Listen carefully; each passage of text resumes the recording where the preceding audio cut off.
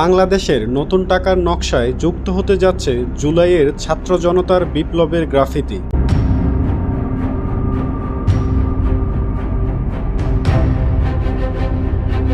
তবে আপাতত 20, 100, 50 ও 1000 টাকার নোটের নকশার পরিবর্তনের সিদ্ধান্ত নিয়েছে সরকার।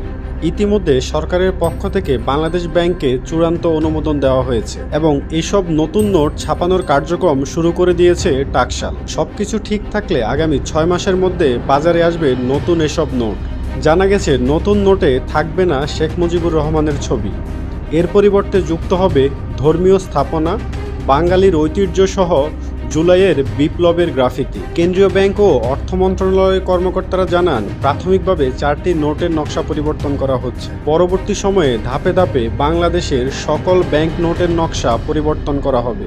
তবে বলে রাখা ভালো, সরকার পরিবর্তনের পর থেকে বেশিরভাগ ব্যাংক নোট ছাপানো বন্ধ রেখেছে টাকশাল। বাংলাদেশের মুদ্রা ছাপানোর কাজটি করে the security printing corporation Bangladesh limited, বা যা টাকশাল নামে পরিচিত। নতুন নোট ছাপানোর আগে তার নকশা অনুমোদন করে বাংলাদেশ সরকার। চিত্রশিল্পীদের দিয়ে নোটের নকশা চূড়ান্ত করা হয়।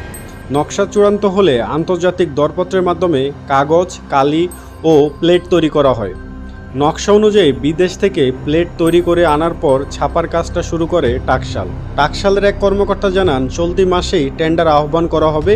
এই প্রক্রিয়া শেষ হলে ছাপার কাজ শুরু হবে এবং নতুন টাকা আগামী জুনের মধ্যেই বাজারে আসবে।